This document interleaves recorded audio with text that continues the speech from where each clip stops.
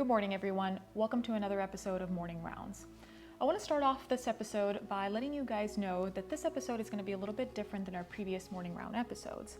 This episode is dedicated to Suicide Prevention Month.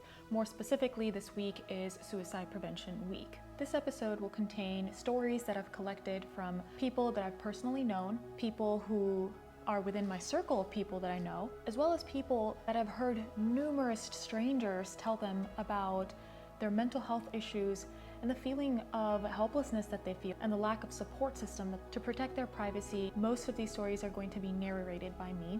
My goal is to make discussions regarding mental health a norm. Let's normalize that. Let's take away the stigma. Just as no one is uncomfortable talking about diabetes or hypertension, nobody should be made uncomfortable to talk about mental health. Take a look.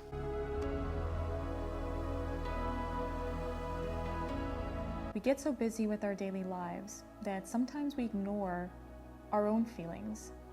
We put them aside.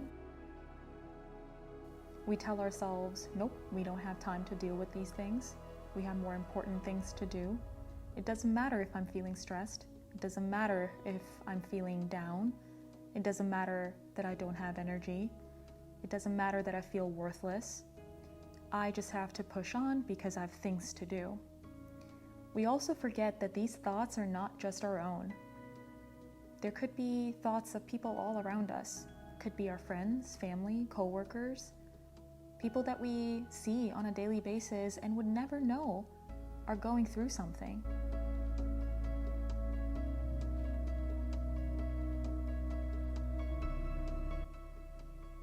It feels like this is constant and there's no end of this quote unquote unhappiness. At times it felt like life was okay, that there was hope. But my mom got sick and died within 6 months. Life would never be the same again.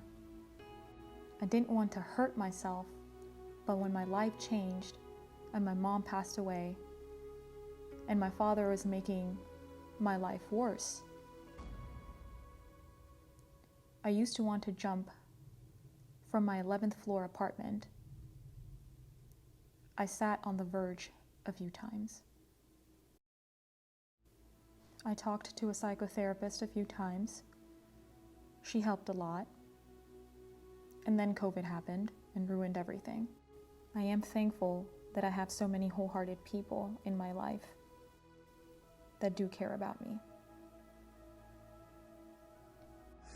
I'm not going to tell my best friend that I had thoughts of suicide, that I really thought about like what it would be like if I didn't exist anymore, because then she's going to go tell my mom or tell my teacher or tell my spouse, and then they're going to lock me up, right? And I'm not going to tell my parents that I self-harm, that I use a rubber band to snap on my wrist, because that pain I feel physically is so much better than the pain I feel mentally. I don't know how to deal with it and cope any other way. These are just some of the few things that I've heard from people about suicide and self-harm. And I just want you to know that you're not alone. You're loved and valuable and important. And just because you do these things doesn't make you any different than the rest of humanity.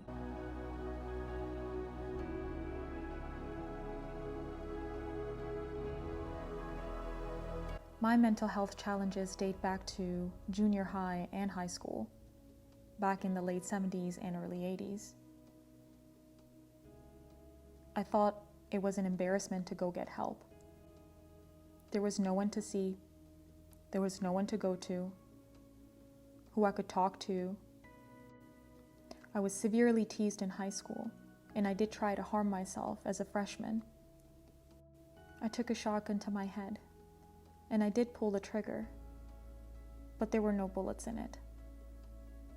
My brother had taken them out.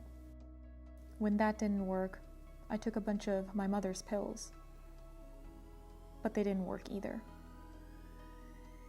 I never did seek help for mental health issues, not until I was an adult. I went to therapy, a lot of meditation, a lot of one-on-one therapy before it became a group therapy. But unfortunately, a year after, my brother took his own life. My brother was 1 year older than me. We don't know reasons why. People don't know what's going on in other people's lives and how much one person can take. All I can say is everyone needs to be kind to everyone, and I hope this helps someone. On average, there are 130 suicides per day in the US, and it's the second leading cause of death among ages 10 to 34. It's estimated that 16.2 million adults in the United States have at least one major depressive episode in any given year. And depression isn't just one entity, it's actually a category. You can have bipolar depression, major depressive depression, postpartum depression, seasonal depression, and many more. If you're worried about affordability to seek out help, if you're worried that you don't have insurance, we want you to know that at Mosaic Theory MD, we're changing that about the healthcare system. It doesn't matter if you have insurance or not. We're trying to remove as many barriers as possible, whether it be mental health or any other issue. So please reach out to us. We're here in Sterling, Virginia. The purpose of the episode was to show you that you're not alone in your thoughts. People have had similar thoughts. People have gone through similar situations, that you are not alone. We're here for you.